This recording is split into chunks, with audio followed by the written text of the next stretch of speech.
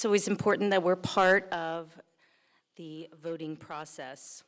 I'd first like to introduce our moderator, Glenn Brown.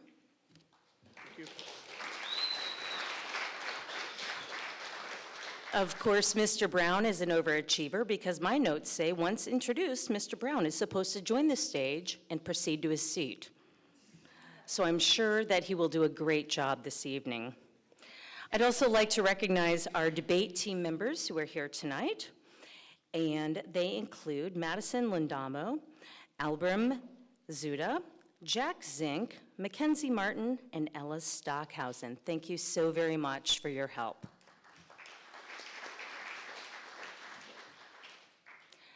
And then next up, I'd like to introduce the individual that will introduce Mr. Ortez.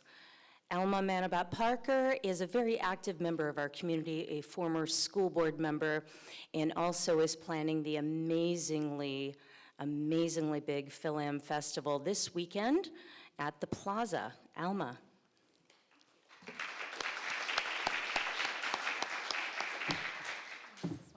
Okay. Mabuhay and welcome. I have known Mr. Ortez for 30 years. He was my teacher, he was a fellow parishioner, and someone who really made real great connections with the community, especially our youth. I find that I had 2 children in K-High, and every year we got some kind of token note from Mr. Ortez, just acknowledging some of their accomplishments and recognitions, and those kind of connections really meant something to our kids, so I really appreciated that from Mr. Ortez. I still call him Mr. Ortez. He was my history teacher, so this is really hard to call him Dan Ortez. So Mr. Ortez grew up in Southeast Alaska, raising his 3 children in Ketchikan alongside his beautiful wife, Lori, who's here in the audience today. He taught history, economics, and debate in Ketchikan for 32 years, and he's also coached basketball and cross country. Mr. Ortez worked in the tourist industry, the Ketchikan Pulp Company, worked on a commercial trawler, and has run his own house painting business. Where he was when I needed my house painted, I don't know, so good to know that you can do that. He has served as state representative for District 1, formerly District 36, since 2014. His term in office reflects a specific commitment to senior citizens, the fishing industry, the Alaska Marine Highway, and public education. Amongst many of his accomplishments, the top of his list is raising his 3 terrific citizen children and seeing one of his own daughters continuing the same good work of teaching here in our community, and she's also a coach. It is my pleasure to introduce State Representative Dan Ortez.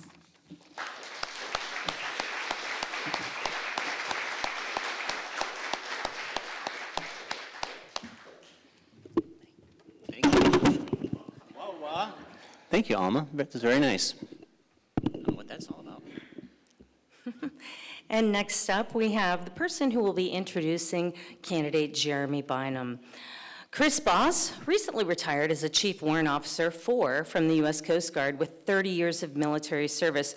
He served in many roles, conducting missions in search and rescue, law enforcement, and aids to navigation. His most recent assignment before retiring was as the commanding officer of the Coast Guard's Anthony Pettit here in Ketchikan, Alaska. Welcome.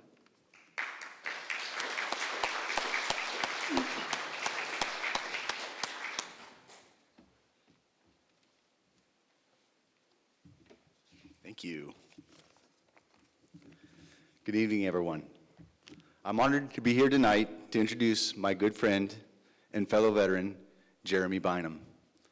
I met Jeremy and his wife, Carolyn, who's in the audience tonight, several years ago at a local American Legion function. We immediately hit it off, talking late into the night, trading stories and tales of our experiences in the military. I know there's military veterans in this audience, and I know you all appreciate this, but Jeremy is a U.S. Air Force combat veteran with over 6 years of dedicated service to our country. Stationed abroad during the height of the Kosovo Wars, Jeremy found himself smack in the middle of some of the most intense conflicts raging in Bosnia and Herzegovina. Following his military service, Jeremy transitioned to the civilian workforce and served as an engineer with the U.S. Army Corps of Engineers. working in the United States, again abroad, and in support of missions in Afghanistan. He earned an engineering degree from Portland State University and became a licensed professional engineer in the states of Alaska and Washington. Jeremy currently serves as the acting electric division manager with Ketchikan Public Utilities. Yes, folks, he's the guy that keeps our lights on, except for the other night, right? Thanks, Jeremy. Active in our community, Jeremy serves as assembly member for the Ketchikan Gateway Borough Assembly. Fun fact also about Jeremy is he officiates high school basketball games for the last 20 years and has affectionately been called the Beard by many of his peers and announcers. I think I need a nickname like that, but looking around, Jeremy, you got competition because there's a lot of beards in this audience here.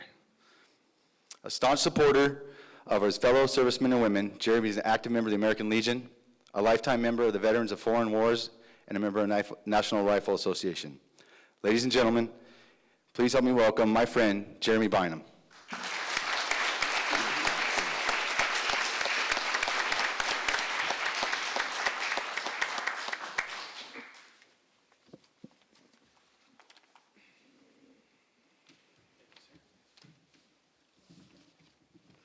And again, welcome to everyone as well as our viewers who are watching this on KPU TV. We would encourage you to silence your cell phones. And I also wanted to give a bit of kudos for both of the candidates for very collaboratively putting this evening together. Enjoy.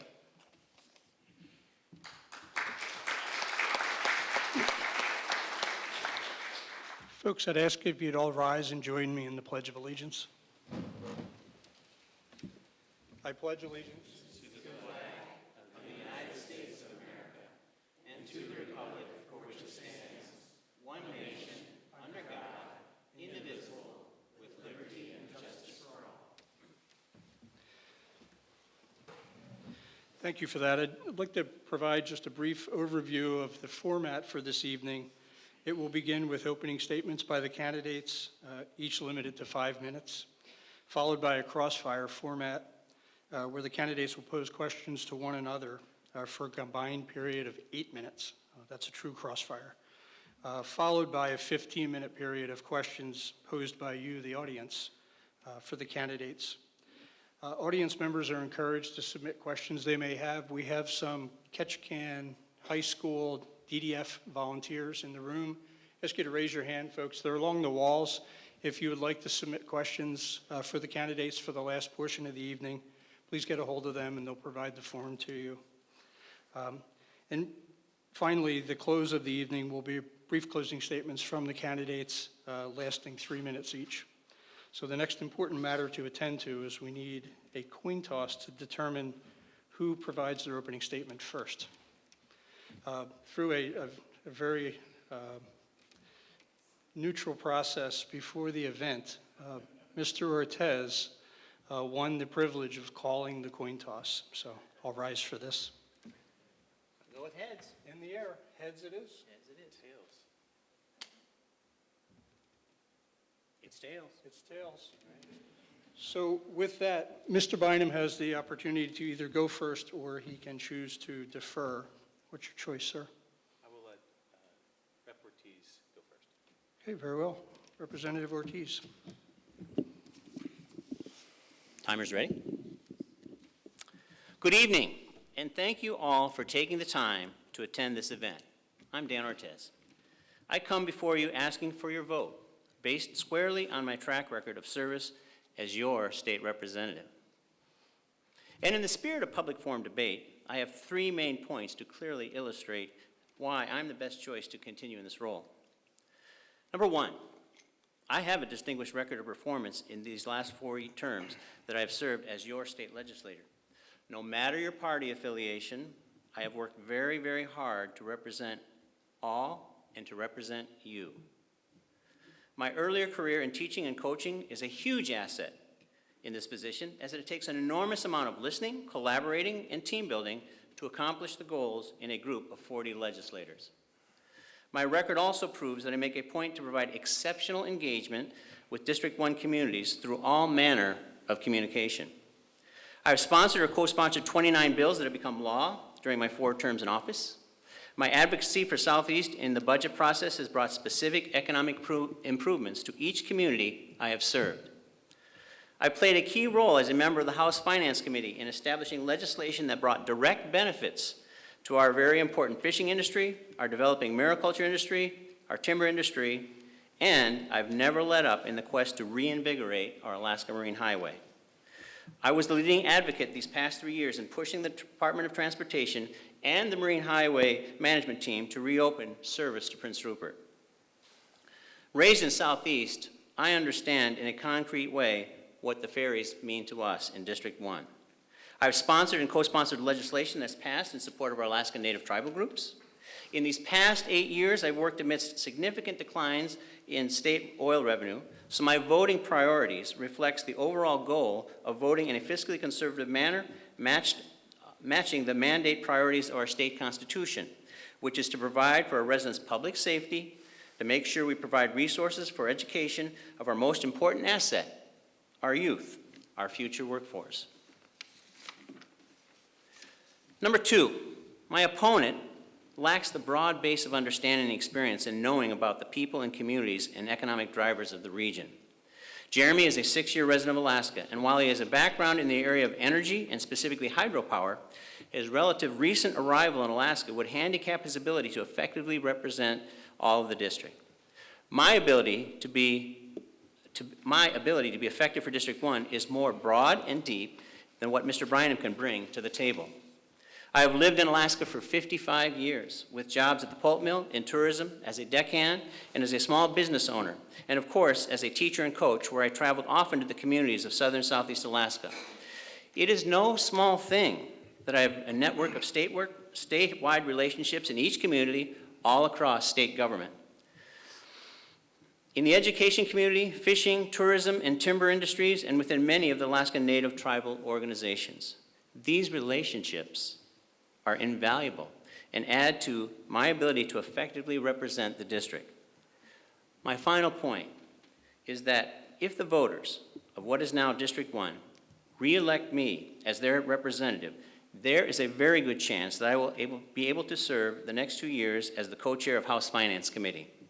I've spent the past 4 years as the House Finance Vice Chair, with our Senator Bert Stedman also posed for such a position on the Senate side. District 1 would be in a very good position of seeing favorable state legislation pass, including our operating and capital budgets.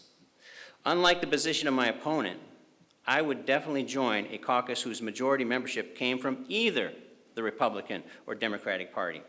My membership in the majority caucus for the past 6 years has given us a better seat at the table.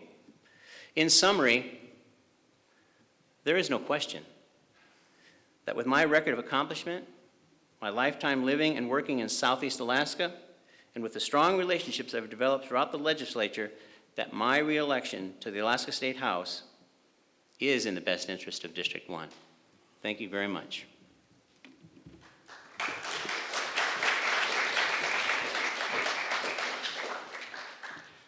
Mr. Bynum. Thank you, sir. The question of this debate tonight and the election overall is what kind of representation do you expect? We ask the important question, what is that expectation? We ask why. Why is it important? What challenges do we face? Our ferry system is on life support. Resource industries are under constant attack. Businesses are struggling because we have a depletion of workforce and high shipping cost. We are experiencing a housing crisis and high cost of living that continues to rise. Fisheries are under siege due to regulations and lack of funding for proper assistance and research. They're also under a threat by marine mammal predation on our nearshore invertebrates and salmon. Our seniors, my fellow veterans, need our support. They deserve security of effective government. The state budget has been unpredictable due to economic factors, lack of legislative collaboration, and vision. Fiscal stewardship of our resources has been hard to achieve. Our educators have not been given the proper tools or funding that they need to prepare our youth for Alaskan future. I'm running because I think we can do better. I do. We're not going to nice our way to success for District 1. We're just not. We need someone that's willing to do more than take notes and write reports.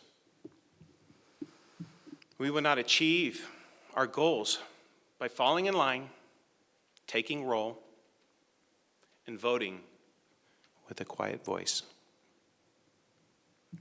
We need someone to take it to the next level. We need to fight for our district, fight for our families, our businesses, our way of life. I'm committed to listening, collaborating, and working toward solutions. I will work daily to understand your needs and work toward connecting and continue connecting with our communities. I will author and advocate for legislation that will do for us and ours. I extend my hand and compromise when necessary to benefit our district and our families. I will bring a voice to our district that brings a voice to the people, to the legislature, and fight for you. I'm running because I have a background, education, experience needed, and a vision for our future success. We have so much potential. We have growing new industries. We can lead the way in protecting our fishing industries, become a world leader in clean, renewable energy that's powered from our waters. We will become a model for education success and be self-sustaining. As I walk through our communities, meeting people, I see people that have true grit. They're fighters. They don't take no for an answer. They're tough. Don't back down. I have the tenacity to bring a better quality of advocacy, an aggressive brand of advocacy. You ask why?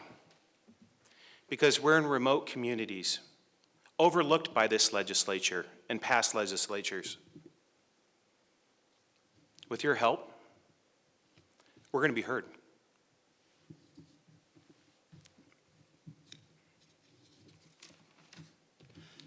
That concludes your opening statement.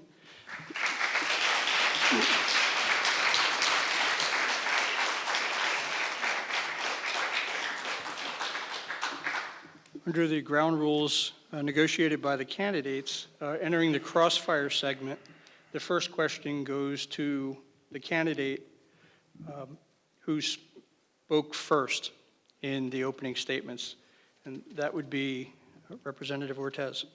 Thank you.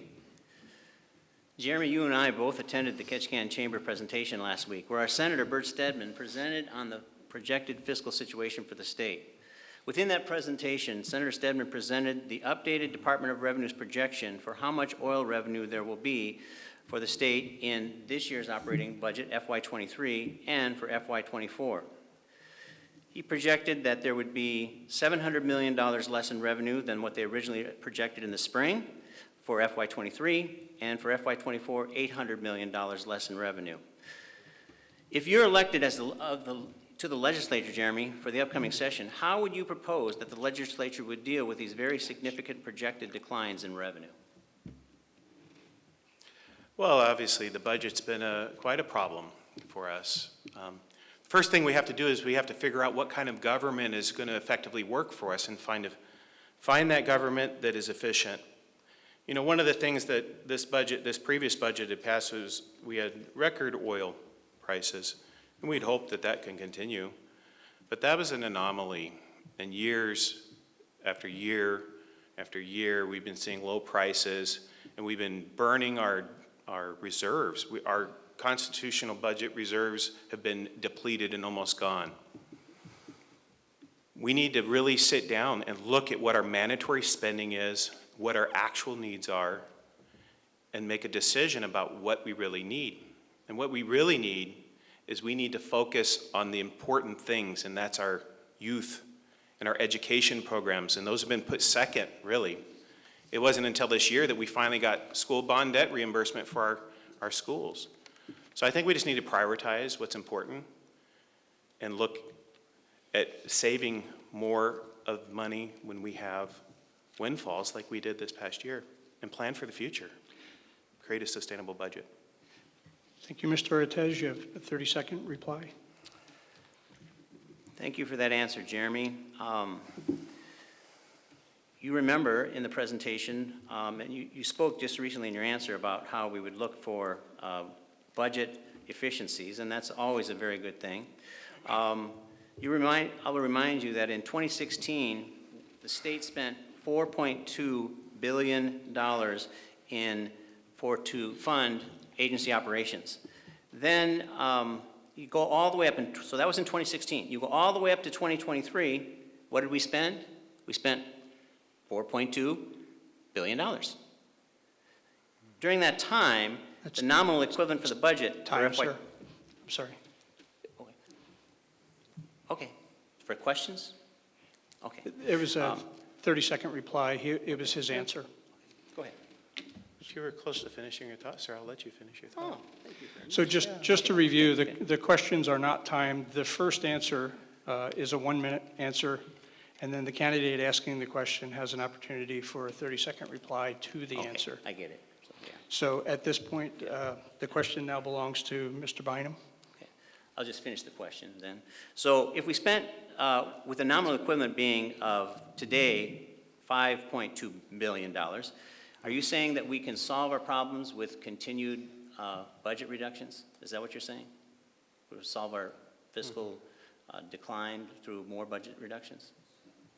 Well, maybe we'll come to that.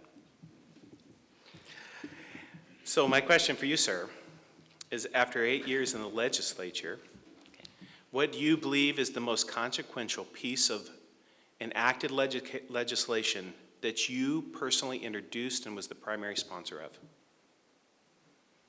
It's a good question.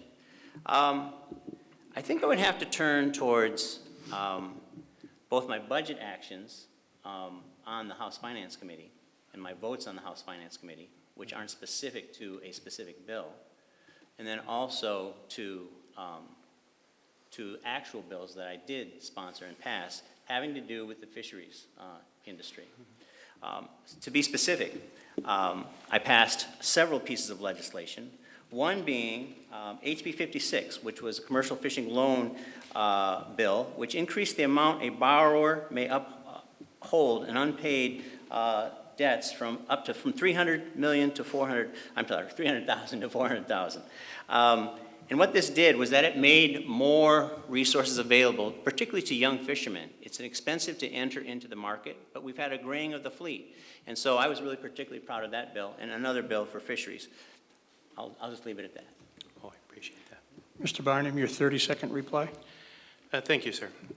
You know, I think that one of the important things that we have as an ability, being in the legislature, is to actually submit bills and fight for them.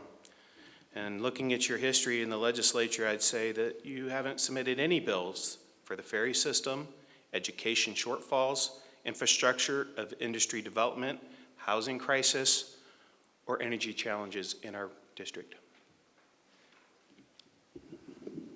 And what do I respond for 30? Sure. We, in the legislature, in the budget process, it's not a process of introducing bills. You try to, your main job is to pass an overall budget, both operating and capital budget. So no, I didn't introduce a budget myself as a part of the Finance Committee. We worked very, very hard on the budget, and we passed a budget which this past year increased funding for significantly for education. And with that, we have 3 minutes remaining in this segment. It's now Mr. Ortiz's question, and Mr. Bynum will be provided an extra 30 seconds. Thank you. Oh, you would like a 30 seconds for the rebuttal to this, or I'll just, Well, I'll bake that? I can do it on the next question or I'll this wait for question. it. Okay, on the next question. Jeremy, in your opening, you said that fishermen and fisheries are under siege. What concrete steps, or bills, if you will, would you take to advocate further for our southeast fisheries? Sure. I think there's a few things that we could actually do. One of those is that we could actually provide additional infrastructure money for porting of fishing vessels. The other thing that we should be doing in Southeast Alaska is we should be looking at taking care of our hatcheries. As you know, there's been no legislation submitted by this legislature to do anything specifically for our hatcheries, and that's an important part of our fishing fleet. I spoke about it earlier, marine mammal predation of inland shore invertebrates and salmon. That's a huge problem in north of POW and Wrangell, and they've been begging for somebody just to get up and say that it's a problem. But nobody from the House has actually wanted to listen to them. So I think that that's an important thing that we could be focusing on as well. Mr. Ortiz, 30 seconds. That's flat out incorrect, Mr. Bynum. To say that nobody in the legislature has introduced anything on behalf of our hatchery programs is just flat out wrong. We had a bill in the hopper, which we passed out of the House side, which basically made sure that there was equal funding for those hatcheries up north compared to the hatcheries that operate down here in Southeast Alaska, particularly our Sarah hatchery, and particularly the one that's in Petersburg, which produces king salmon. And that was just one example. And there's been several others that have been offered by the House majority on behalf of our fisheries. And your bonus 30, Mr. Bynum. My extra 30, all right. So my question then would have been, that was legislation that you submitted and fought for us to make our hatcheries more successful? I've been talking with our hatcheries. They're struggling. They're talking about shutting down hatcheries. We need to do something about that. Our fishermen are struggling. They're being shut down. Look at the paper. Up in the north, the crab fisheries are completely shut down. We need to do more for our fishermen and our communities' lifeblood, as you said in the newspaper.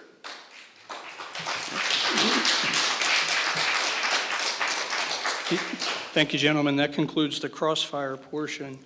Now we'll turn to the audience-provided questions for each of you. And for the audience's benefit, questions that are jointly directed to the candidates, they'll be afforded 1-minute answer time per candidate. If the question is directed specifically to one candidate, they're allowed 1 minute to answer, and the other candidates provided a 30-second reply. So I'll begin with, I won't read the names of the questioners because some provided it and some did not.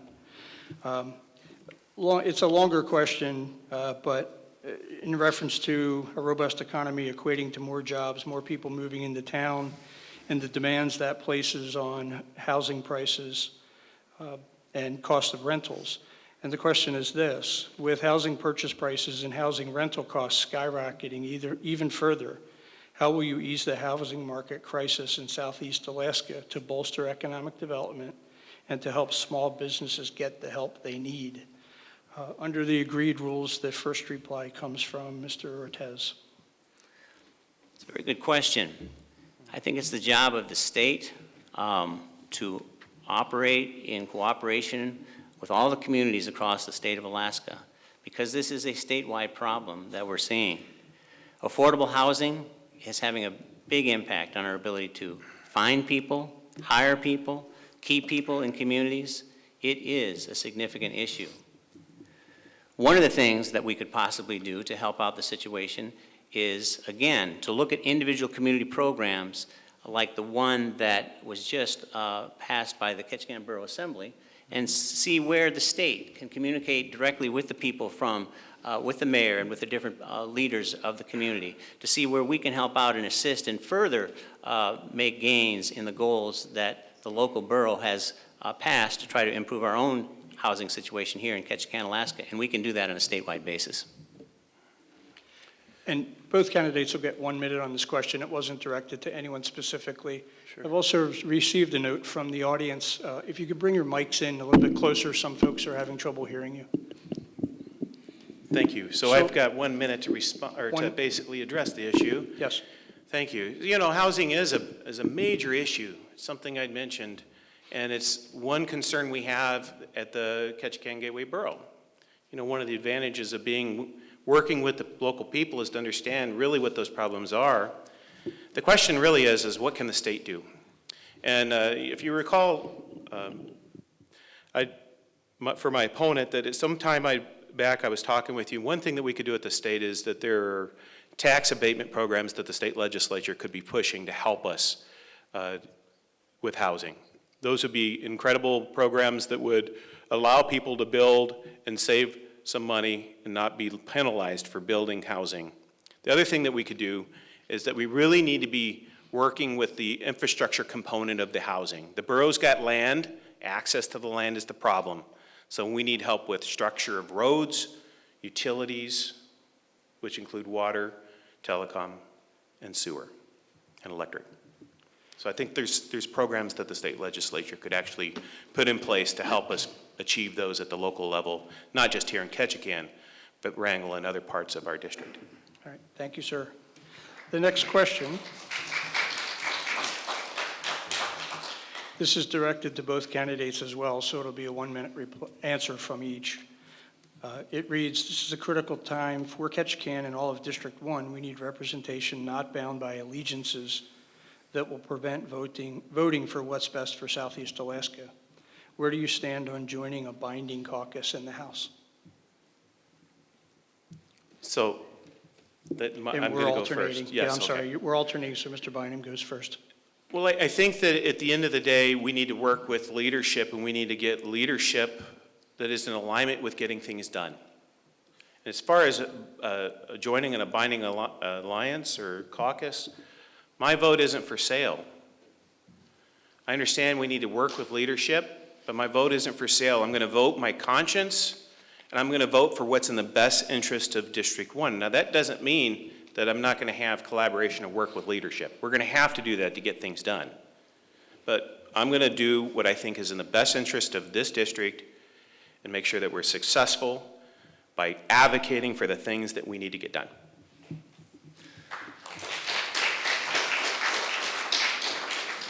And let me say quite clearly that my vote is not for sale either. There's no question about that. However, I think there's a little bit of misunderstanding of what a binding caucus is. I'm in a caucus that's theoretically binding, but the only thing we have to vote on is the final budget vote, of which we get to haggle over for months and months and months. We can offer amendments, we can do all kinds of different things on behalf of our district, et cetera. But in the end, we constitutionally have to pass a budget. And if you're in the majority, you have to vote for the budget in the end. You may not like everything, and you oftentimes don't, but you do have to do that. And then the other thing is we have to support the ruling of the chair, and the ruling of the chair is based on any time there's an objection on the floor. And when that happens, the chair, the House Speaker, calls the clerk of the legislature and looks for a unbiased, rule-based ruling for the speaker to make. And that's all there is to a binding caucus. That's it. The rest, every vote, every bill, everything is your choice, your conscience, what you think is the best interest of your district.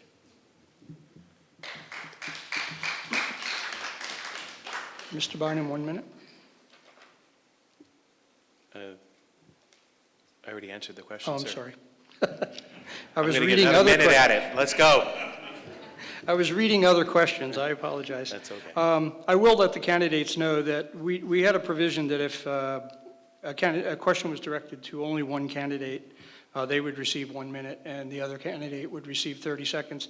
The questions that I have, I don't have any that are directed to one each of you, so the balance of the questions will be for each of you to have 1 minute. to respond. The next question involves education. Alaska ranks 47th in return on investment, spending $18,615 per pupil, the ninth most of any state, but is tied for 49th place in its combined 4th and 8th grade math and reading scores. What are you going to do to improve student achievement? First batter. That is a very good question. And it's one that I have quite a bit of background in. Not only was I a high school teacher and coach, but I was also an elementary principal for a few years. And I was at that level where those first graders, second graders, third graders were coming in, they were excited, they were anxious to learn, and they needed to learn to read. And let me tell you that the staff that I had was very, very good at teaching kids to read. But here's the issue, one of the issues anyway. We're having a hard time, particularly statewide and in rural areas, of retaining our teachers. It's becoming more and more difficult with a lack of a defined benefit program for teachers to come up, to move to Alaska, and to spend more than 2 or 3 years before they realize that, wait a minute, if I go and teach in the lower 48, I can get a defined benefit. Why would I want to stay here? That's just one issue that we need to address, but I'm out of time. Thank you very much. So I think, I'm not going to beat up on my opponent on this. That'd be like him trying to beat up on me about energy stuff, and so I'm not going to do that. But I would say that one thing I would have done is I would have voted yes in the House for the READS Act. I think that our kids being able to read is really important.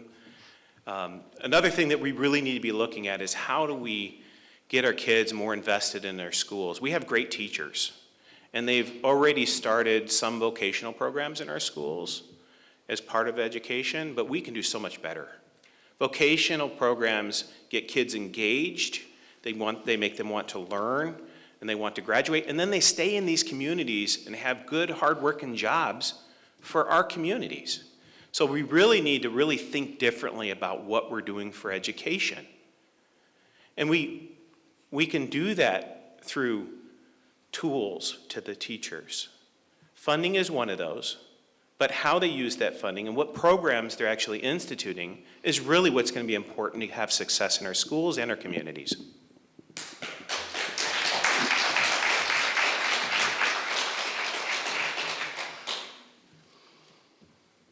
So the next question, and with my laser sharp focus, I've written who goes first on this one. This question again is for both candidates. What is your respective stance on a new statewide tax? Mr. Bynum. No.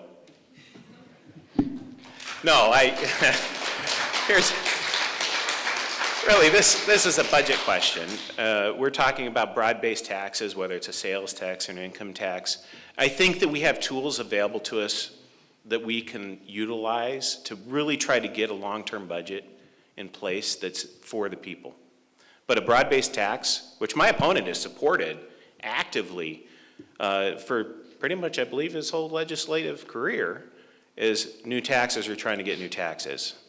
Unless if you've changed your mind. I think you may have, though, because in POW at our last forum, you did say that you didn't support broad-based taxes, but I'm not exactly sure if that's an accurate depiction or if it was just a rest answer. I don't want to speak for you.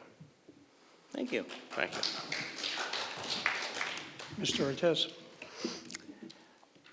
If you look at my record, if you look at my voting record, what you will see is I make tough decisions, tough fiscal decisions, so that we can protect our local taxpayers, so that we can have money there for school bond debt reimbursement, so that we can have money there for community revenue sharing. What that does is it makes it much less likely that you're going to get pressure from the local borough or school board to raise taxes in order to fund education if the state does its part. What that does is it's a concrete example of how I make tough votes, call for lower PFDs because we have, even though our governor is hammering on us for as big a PFD as possible, that sounds good, but what that does do is it leaves revenue short for us to fund the programs that need to be funded so that there isn't pressure to raise local taxes. Do I support a sales tax? Absolutely, at the very last resort. That's where I stand on that.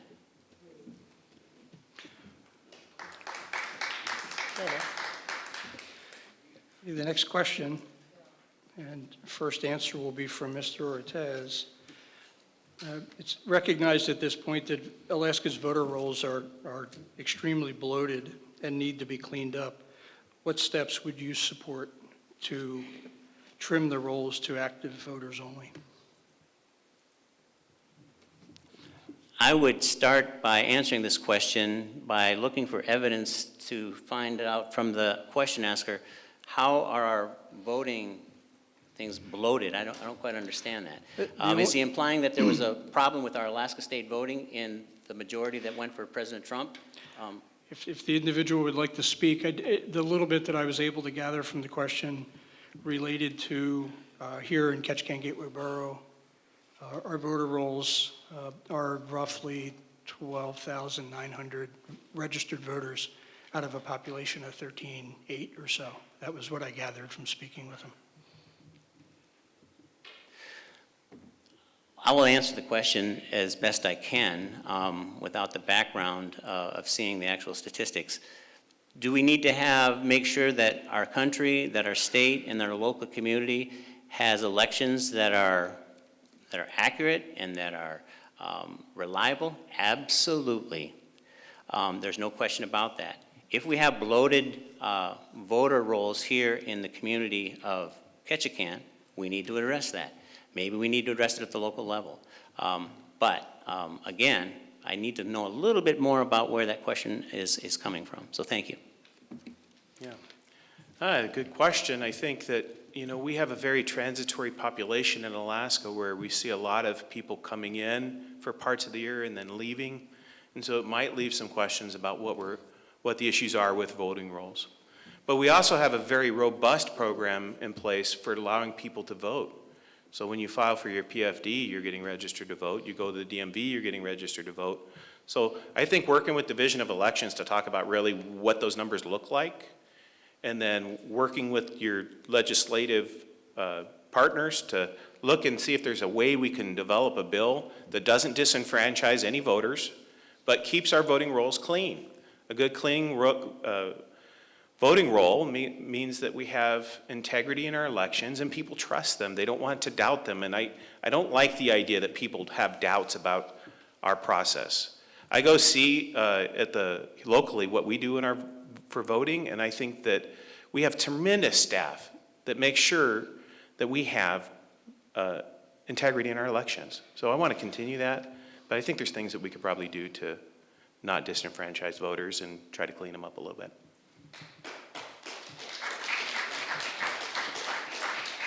And regrettably, gentlemen, this might be the last question if my read on the clock is correct. So the final question is, what is your position on protecting the current formula for the dividend? Well, I get the first crack at that one. Yes, you do. Well, that's a good one. So, we've been talking a little bit about finances tonight, and we've got a couple choices here when we talk about our finances. What services do we want in this state? Are they important, and how do we fund them? Well, first of all, I'll say I'm not for any broad-based taxes. So when you take that out of the equation, then we have to look at what are the real things that we have to focus on. We're required to focus on education. We're required to participate in Medicaid. Now, I don't know if there's ways that we can make efficiencies there, but then it comes back to the statutory PFD. And that's always the big crux of what's at the discussion. And it's a difficult discussion to have because I don't want to take away our Marine Highway and services for our kids and our seniors. So I've always been told if you don't like the statute, change it. I say that we really evaluate how we can make that sustainable for future generations. We can continue to put money back into our reserves, pay down our constitutional or pay up our constitutional budget reserve so that we have stable budgets long-term, not just for us, but for our kids. I'll start by answering the question by referring to the bipartisan fiscal working group that was in session this past legislative session. They came up with some recommendations. One of them was to address the original statute of how we determine what the PFD will be. That's easily said, but it's difficult to get 40 people in the House and 20 people in the Senate to agree on how we should amend that statute. But it is worth the fight because it has to happen.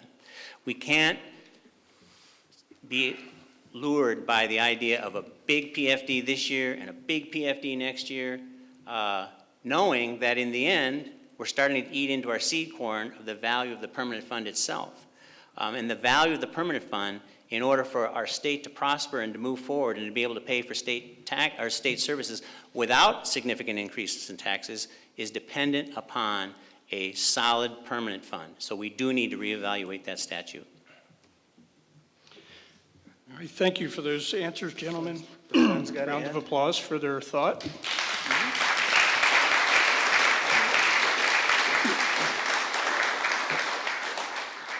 So we move now to the closing statements, maximum of 3 minutes each, and we lead off with Representative Ortiz. Thank you. In this debate and in this campaign, the question is, who will do the best job of representing District 1? It's easy to make sweeping statements about policy goals or about the dark future that Alaska is heading down right now, but it's much harder to make things happen on a state level. That's where my opponent and I differ. With 8 years of experience navigating and leading with a balanced approach, building relationships, I give District 1 a head start. I have lifelong experiences with Southeast communities, business leaders, elders, leaders, coastal representatives, tribes, and educators. I have already established working relationships and collaborations around the state. What is Mr. Bynum's case for running? We know that he has said he would prioritize investing resources in Alaskan kids with an emphasis on job-ready skills. In response, I stand on my record. I've been serving as the finance chair of the Subcommittee for Education, a position on the front line of budget decisions for education. I prioritize, as our Constitution dictates, strong investment in our youth and future workforce by investing in our public schools. My 3 decades of education give me a solid of being a teacher, gives me a solid base from which to help develop a broad range of system improvements, including vocational programs, teacher retention and recruitment, raising literacy levels, but also always recognizing that local control at the school board level is where the major decisions about the direction of local schools should reside. My opponent has spoken about the importance of the Alaska Marine Highway system. We all want to restore and improve our ferry system. My record of advocacy for our ferries is one of dedicated hard work, including relentless pursuit of reopening our route to Prince Rupert. I was the first one to go to Prince Rupert, where I met with the city and provincial leaders, and later in the process, I returned with the governor's chief of staff and the commissioner of DOT to start formal talks with BC customs officials and officials with the city of Prince Rupert and their port authority. My opponent is also on record for protecting what we have and making sure that we support our fishing industry. My legislative record of accomplishment within the fishing industry is very, very, very strong, and it is where I held the position of sub-finance chair for Fish and Game for 4 years. In closing, my opponent presents small differences from myself in policy goals, but the difference between us in terms of experience, established regional relationships, and record of district-wide dedication is very significant. I remind you that I've always caucused for the overall best interest of Southeast Alaska. Jeremy has stated he would only caucus with the majority of Republicans. I will protect and enhance the key economic drivers in our region, the fishing, tourism, and timber industries, and I pledge relentlessly to support our Alaska Marine Highway system. My record shows my dedication, my energy combined with experience. Good people of Southeast Alaska, I am the best choice to represent District 1. Thank you very much.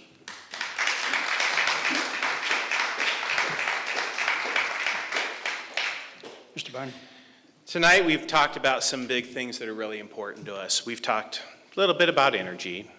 It's one of our most abundant resources. It's what makes us get to work, and it keeps us, our economy going. We've talked about education quite a bit. It's necessary for our communities. It's our workforce pipeline. It lets us build success. in our communities, and I think we can do that by building on our already successful vocational programs, what we currently have, and making that a major component within our education system. Fisheries. No better resource for us, meaning hardworking people making good livings, is our fisheries, protecting them. And then we talked a little bit about budget. So why am I different? Well, I have a strong energy background. I have an extensive background in energy. At Southeast Conference, the legislators there said one of the most important issues that they would take up in the new legislative session was energy. If I'm elected, or when I'm elected, I would say that I'd be the most qualified person on energy in the House, probably all of the legislature. What else do I have? I have local governance. That's been downplayed tonight like it's not important. I know the issues facing our local communities because I'm an elected local official. I'm with the people. They come and talk to me frequently about what our needs are at the local level. Local government is what government we see most of the time. We have been tackling pressing issues like housing, airport expansion, homelessness,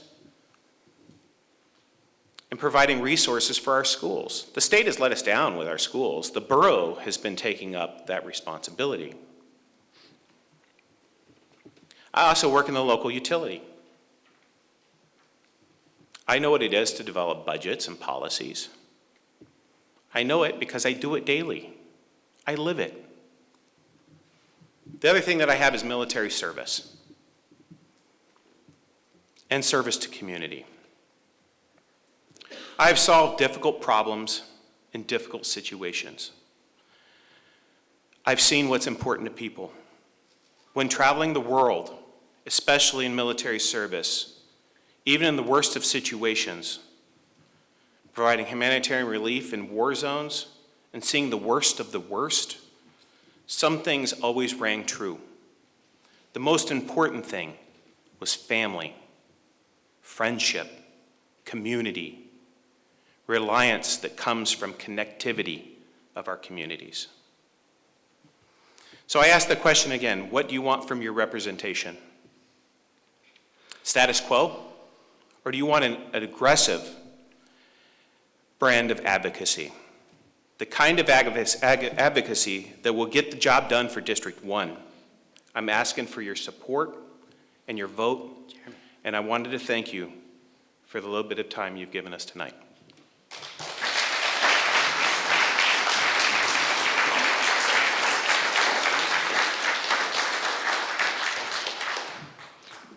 Thank you, gentlemen. Folks, we've reached the end of our evening. I'd like to thank all of you for taking some time out on a rainy Thursday evening to have the room this full. Kudos to all of you for caring enough about your state and your community to come out and hear from the candidates. And I'd really like to offer a sincere thanks to the candidates. They are our hosts this evening. The campaigns jointly put this event together, got the space, organized it, and it's really a demonstration of how democracy is supposed to work. So I'm proud to know both of you, and I want to offer a special thanks to both of you for you taking time. Let us know your thoughts and your positions, and thank you very much.